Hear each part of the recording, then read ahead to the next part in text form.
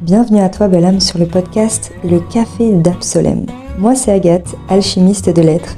Je t'apprends à percevoir l'invisible pour te comprendre et accompagner l'être, l'humain, grâce à ta sérénité, ton lâcher-prise, ta sensibilité et tes capacités suprasensorielles. À travers ce podcast, dont je t'invite à t'abonner dès maintenant, nous allons ensemble et autour d'un café ou de ta boisson préférée, élever notre conscience, apprendre et porter sa réflexion sur divers sujets. L'objectif ? Élargir notre conscience à l'invisibilité de notre univers et de nous-mêmes. Sens-toi libre de partager tes réflexions, tes questions, ton avis dans l'espace commentaire ou en me l'envoyant par DM Insta, je serai ravie de te répondre. Prends ta boisson, pose-toi confortablement et entrons maintenant dans le pays des merveilles avec Absolem. Salut à toi, j'espère que tu vas bien. Je suis trop contente de te retrouver pour ce premier épisode de podcast. Je suis trop contente déjà de tourner, mais surtout de te le partager. Voilà. Donc, bienvenue à toi pour ce premier épisode de podcast. Je te propose pour commencer que je te partage un petit peu, de découvrir un petit peu l'ambiance générale de ce podcast. Qu'est-ce que tu vas y découvrir, l'ambiance, tout ça. Bref, je vais répéter encore, c'est pas grave. Et ensuite, on attaque sur le sujet du jour. Est-ce que ça te va ? On est parti alors. Évidemment, tu prends ton café, tu te mets un petit plaid, tu te poses. Pour nous, c'est pause café. L'ambiance générale sera très cocooning, très simple, chill. Vraiment, on est là en mode on échange ensemble autour d'un sujet pour élever notre conscience ensemble. Et je vais vraiment ouvrir avec ce podcast-là un espace de partage, de transmission, d'apprendre des choses. C'était pas français, mais c'est pas grave. Et vraiment avec une ambiance où on se pose ensemble autour d'un café, d'une boisson chaude, et on discute, on papote, on réflexionne. Voilà. L'espace commentaire est un espace où tu es libre de partager tes réflexions, tes questions. Si tu as besoin d'approfondir des choses, si tu as des petites questions qui te viennent en cours de route, n'hésite vraiment pas à poser ton commentaire dans l'espace qui est dédié pour cela ou de me l'envoyer en DM. Je serai ravie, comme je te l'ai dit dans l'intro, de te répondre. Le sujet du jour est « Que veut dire entreprendre ?» Alors déjà, avant d'aller plus loin, toi, dis-moi quelle est ta signification, ta définition du mot « entreprendre ». Je précise, il va y avoir des choses où ça va être entreprendre en mode entreprise, entrepreneuriat, business, activité, et d'un autre côté, entreprendre au sens très large du mot, de sa définition. Car on peut entreprendre des projets sans forcément ouvrir une entreprise. Tu vois ce que je veux dire ? Pour découvrir ce que signifie ce mot-là, on va utiliser un outil dont je me suis prise de passion et qui est extrêmement intéressant, qui s'appelle la langue des oiseaux. C'est la langue qu'utilisent les alchimistes afin d'apporter un sens aux mots que l'on utilise, aux paroles que l'on utilise au quotidien, un sens plus profond, afin de nous amener plus de conscience dans nos paroles. Et là, plus j'utilise cette langue des oiseaux, plus je trouve ça absolument fascinant. Et plus je comprends et prends conscience de certains mots qu'on utilise pourtant si souvent, mais qu'au final, on ne comprenait pas du tout la vraie signification. Donc on va utiliser la langue des oiseaux dans ce podcast-là, mais tu vas retrouver cet outil-là dans beaucoup de mes prochains podcasts.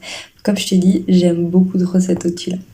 Donc la langue des oiseaux nous invite à décortiquer les mots et du coup de nous permettre d'apprendre, de voir ce mot-là d'un sens beaucoup plus profond. Donc je vais en profiter pour te donner un petit lexique avant de commencer, parce qu'on va souvent utiliser ces mots-là. On va beaucoup parler d'inconscience, de conscience de non manifesté qui est l'inconscience, l'invisible, le non palpable, le non matériel. Le monde de la matière, c'est voilà. Ce qui est non matériel, c'est plus dans l'invisible. Et on a le manifesté qui lui est la conscience et la matière qui est le visible, le palpable. Tu vois un petit peu. On va aussi beaucoup parler d'énergie, de polarité féminine, masculine, de principes féminins et masculins, de création avec un grand C qui est simplement notre pouvoir créateur, la création de toute chose. Et c'est très important ce principe-là car c'est ce qui est la base de tout, la base de la matière, mais aussi une base de la non-matière. On va aussi parler de la Trinité, qui est corps, âme, esprit. Voilà. Est-ce qu'il y a d'autres mots à... Oui, on a le créé, qui est la matière, la création, enfin le manifesté, le palpable, et on a l'incréé, qui lui est le non palpable, l'invisible, le manifesté. Je pense que je ferai rapidement un petit... ça c'est ça au moment du montage. Mais déjà, tu as une première base avec un lexique précis. Tu vas voir, ça va être utile après. Donc, entreprendre avec la langue des oiseaux, comment le décortiquer ce mot-là? Alors, il y a plusieurs méthodes avec la langue des oiseaux.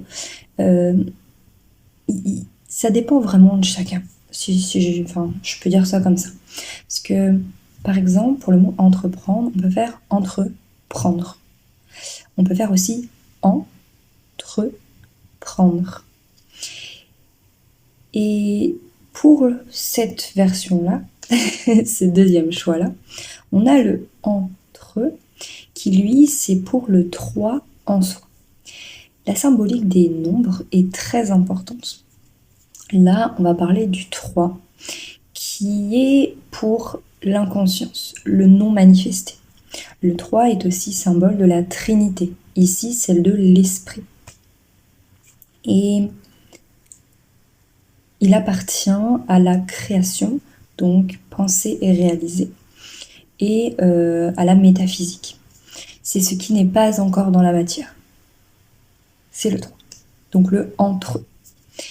Et on a le prendre qui lui est pour entendre, pour la manière de prendre une chose. On peut dire ça comme ça. Déjà, on a une première base. Maintenant, qu'est-ce que ça veut dire plus en profondeur? Et là, on va, lorsqu'on entreprend quelque chose, un projet, on va rester sur un projet, que ce soit professionnel ou non, il y a plusieurs étapes. Lorsqu'on veut commencer à entreprendre un projet, on a l'impression au début où des personnes nous disent que c'est impossible. Ce projet est impossible. Vivre des réseaux sociaux est impossible. Que l'entrepreneuriat est impossible à vivre confortablement. Baby et ses oreilles. Impossible. Impossible. Ça peut définir ce qui n'est pas encore réalisé ici, dans la matière, mais qui possède une réalité dans l'inconscience, dans l'incréé, dans le non matériel. Ce qui est impossible le devient alors en prenant sa source dans le principe créateur. Quelque chose qui est impossible, c'est quelque chose qui n'est pas encore dans la matière, mais qui devient possible grâce à notre pouvoir créateur. Quand on entreprend, on est parfois incertain. Incertain que ça fonctionne, que ce soit le bon choix, etc., etc. C'est être certain de l'inconscience. un certain, le certain de l'inconscience. Et puis quand on entreprend, tu seras d'accord avec moi, on sera beaucoup incompris. Notamment des personnes qui ne sont pas du tout dans ce domaine-là, qui n'ont jamais expérimenté ça. Incompris. Incompris. Compris, c'est inclure, englober, entendre. Donc incompris, c'est considérer une réalité dans l'invisible, dans l'inconscience, de ce qui n'appartient pas à la connaissance. Donc l'inconnu. Lorsque c'est incompris, c'est que la personne n'a pas assez de connaissances, donc c'est quelque chose d'inconnu pour elle. C'est pour ça que c'est incompris. Et non pas parce que c'est un mauvais projet. Lorsque l'on entreprend, on se consacre beaucoup à son projet. Je le rappelle, que ce soit pro comme perso. Et j'ai l'impression que quand on se consacre, on fait des sacrifices. Et moi, c'est le mot sacrifice qui n'est pas bien perçu par la majeure partie des gens. Donc si on prend consacre, qu'est-ce que ça veut dire? Consacrer. Le con, c'est le non manifesté, c'est le principe féminin, le principe de la création, l'inconscience, l'invisibilité, le non matériel. Oui, parce que le con, c'est pas... à la base, il n'y a rien de vulgaire. C'est déjà à la base les organes sacrés de la femme. On vient tous d'un con. Sorry maman. Donc le con, c'est le principe féminin de la création. Et le sacré, c'est quelque chose de sacré. Je pense que je n'ai pas de définition à te donner. Tu vois ce que c'est. Donc consacré, on peut faire consacré ou le con. Ça, c'est C-I-A. Crée. Ça crée quelque chose. Donc consacré, on peut le définir comme étant le potentiel, comme étant le potentiel sacré de la création avec un grand C. Quand on se consacre à un projet, on lui apporte notre pouvoir créateur. Je vais souvent faire ce Et lorsqu'on se consacre à son projet, on l'entend partout, c'est important de sortir de sa zone de confort. Confort. Qu'est-ce que ça veut dire, sa zone de confort? Alors oui, c'est quelque chose que l'on n'a pas l'habitude de faire ou quoi que ce soit, ou d'aller. Mais allons plus loin. On l'a vu. Fort. C'est la force du manifester dans la création. C'est la maîtrise du manifester, donc de la conscience, dans sa grandeur. Le manifester est le fort dans le monde matériel, comme les pierres, les cristaux, les minéraux, etc. Chez nous, humains, c'est le fort intérieur qui s'associe à une complète domination de la conscience, qui sera alors associée au confort. Le confort, c'est une zone, un espace, baby qui vient sur le bureau.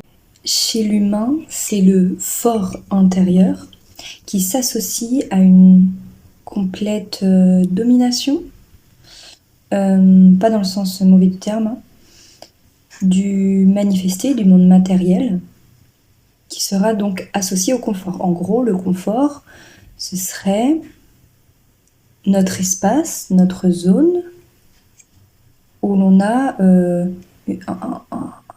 certain contrôle, si on peut dire ça comme ça. Donc quand on veut sortir de sa zone de confort, il faut aller là où on n'a pas le contrôle, où on n'a pas l'habitude, où on n'a pas de domination sur la matière. Par exemple, j'ai vu il n'y a pas longtemps une vidéo qui donnait des exemples, des petits exemples de petits changements de sortie de zone de confort que l'on peut apporter dans son quotidien, comme se brosser les dents avec l'autre main. Manger avec l'autre main. Prendre sa fourchette avec l'autre main. Alors, je valide, même si c'est dur. C'est une catastrophe, mais c'est pas grave. Mais c'est en soi, on a moins le contrôle. Par exemple, moi je suis droitière, et lorsque je prends ma fourchette, ça va encore, mais j'ai moins de contrôle et moins d'habitude avec le côté gauche. Donc là, c'est une sortie de zone de confort. Parce qu'avec la droite, ça fait 26 ans que je tiens ma fourchette de la main droite, je pense que j'ai compris le principe. Mais pas de la main gauche. Est-ce que tu vois un petit peu? Ça, c'est la sortie de zone de confort. Et d'ailleurs, petite sortie de zone de confort t'apporte de grands changements. Et ça, c'est autre chose. En parlant de changement, on a, grâce à cette sortie de zone de confort, par des actions, ça nous apporte des conséquences. Qu'est-ce qu'une conséquence?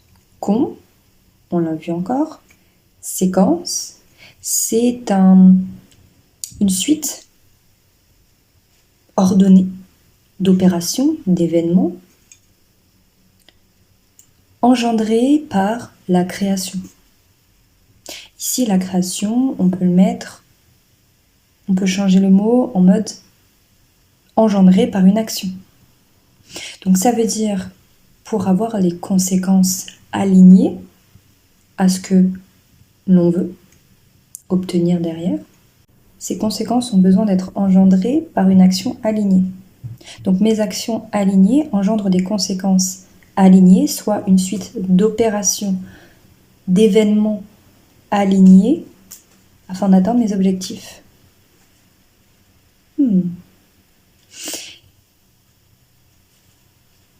Et pour avoir cette suite d'événements engendrés par mes actions alignées, il faut être constant aussi. Il faut être constant dans ses actions. Constant. Constant. Il peut y avoir beaucoup de cons. Mais ce n'est pas le mot vulgaire, c'est vraiment le mot dans sa définition propre, dans sa vraie définition. Donc, constant. Stant. C'est proche de instant. Instant. Et en soi, c'est le rythme de la création, du non manifesté, ou alors le temps du manifesté, du matériel, ce qui suppose qu'il y a au moins un autre, parce que le temps est au pluriel, avec un S. Donc ça veut dire qu'il y a au moins une autre action, parce que là on parle d'action constante, pour atteindre ces conséquences. Donc quand on est constant, on a un rythme d'action, de plusieurs actions, même si ça peut être la même, régulier, pour apporter ces conséquences. On est d'accord que la constance, c'est comme si tu veux courir un marathon, il faut que tu aies une constance dans tes joggings le matin très tôt ou le soir très tard, pour justement entraîner ta cardio, ton corps, à être constant dans sa respiration, à être dans son effort physique pour pouvoir courir 5 km lors du prochain marathon. Constance, c'est le rythme de tes actions de plusieurs actions et pas qu'une fois tous les 36. Ok. Donc là, on a vu que l'impossible est possible, que l'incertain, c'est le certain inconscient, que l'incompris, c'est simplement l'inconnu, ce dont on n'a pas encore connaissance. Consacré, c'est le potentiel sacré de la création.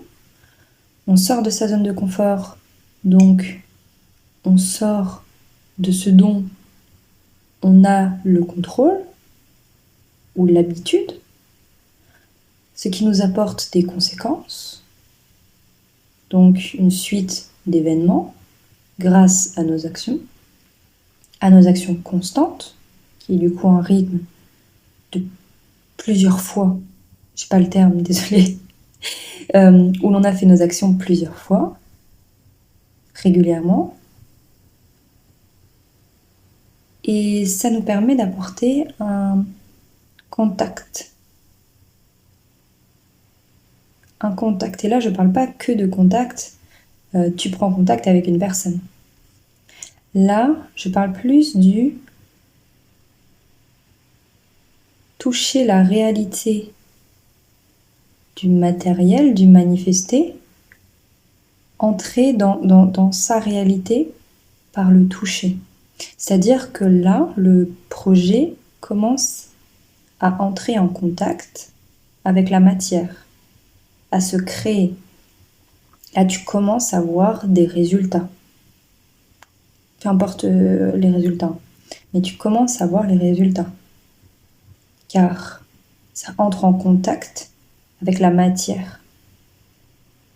Ça touche la réalité. Et le toucher, c'est le sens. Donc la clairsentience aussi. On est dans cette suprasensibilité aussi. Et le fait que ça commence à entrer dans ta réalité, dans la matière, c'est là que tu vas commencer à convertir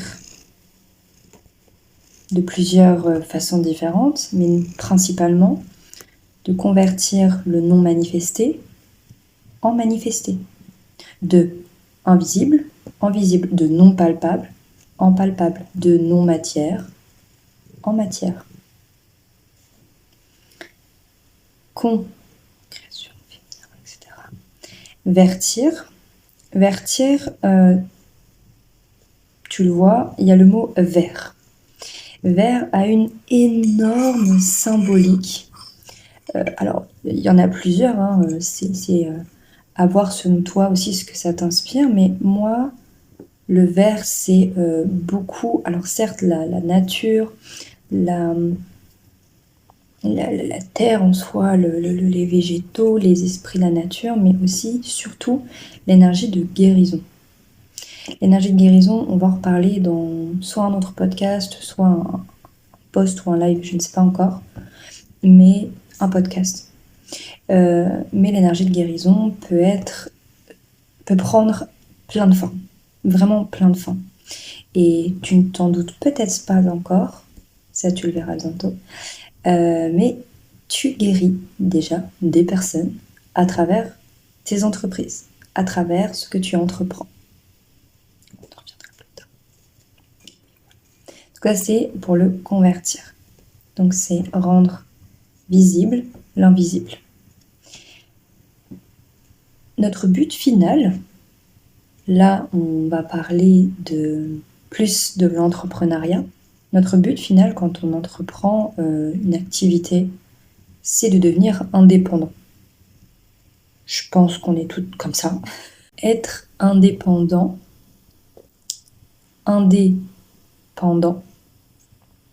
ce qui est pendu, accroché,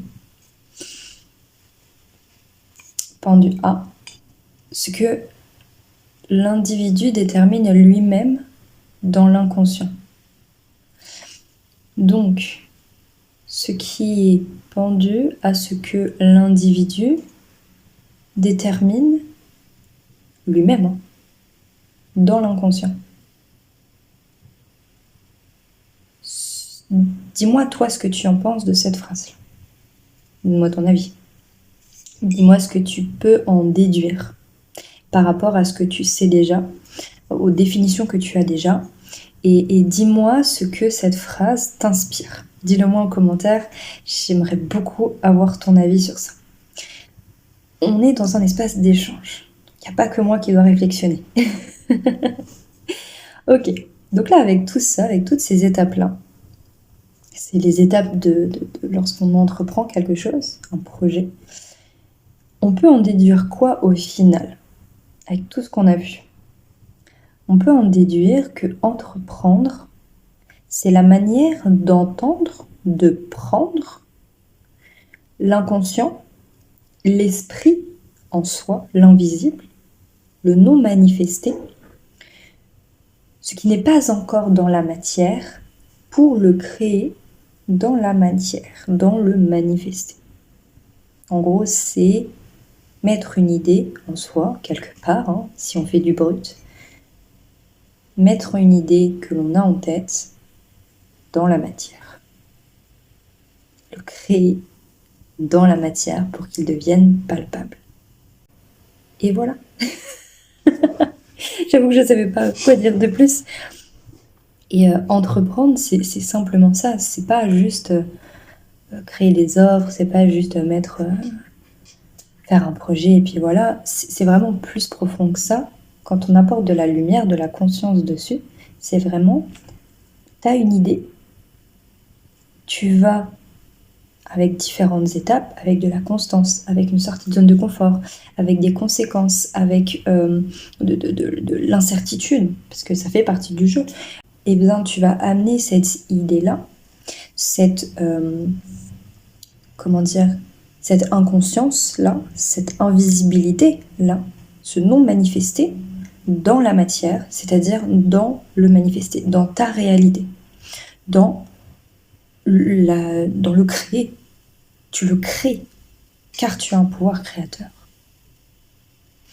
Dis-moi ce que tu en penses, dis-moi si ça t'a permis de comprendre peut-être des choses, de voir plus clair des choses, de mettre de la conscience sur ça.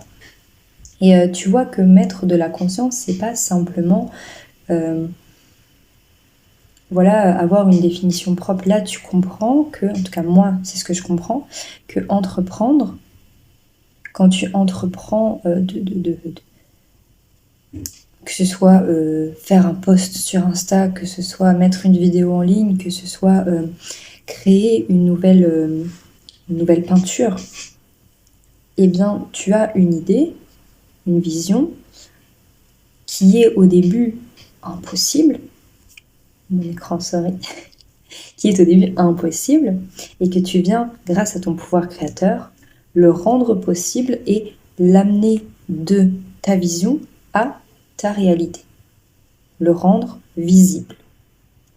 Voilà. Dis-moi si tu as compris aussi la même chose que moi, ou si si ça t'a permis d'avoir d'autres réflexions plus poussées ou sur d'autres choses. Dis-moi si ça t'a plu. Et comme je te l'ai dit, la langue des oiseaux, pour moi, c'est tellement fascinant et je vais t'apporter une touche aussi, utiliser cet outil-là dans d'autres podcasts. Alors dis-moi en commentaire si ça t'a plu, si ce format-là de décrypter un mot t'a plu aussi. Et je pense que je l'ai déjà dit, mais je vais le redire. Dis-moi toi en commentaire, ça veut dire quoi entreprendre de manière générale? Qu'est-ce que ça veut dire? C'est quoi sa signification, sa définition pour toi? Voilà, je pense qu'on a fait le tour. J'espère que ça t'a plu ce premier épisode. On se retrouve la semaine prochaine, tous les lundis à 13h pour un nouvel épisode. J'espère que ça t'a plu. Avant de terminer, je t'invite à me rejoindre sur Instagram. Tu auras tout dans la description. Et surtout, abonne-toi, active la petite cloche pour ne surtout pas louper les prochains épisodes. J'espère que ça t'a plu. Je te souhaite une belle journée ensoleillée si possible, ce serait mieux. Et surtout, prends soin de toi, belle âme.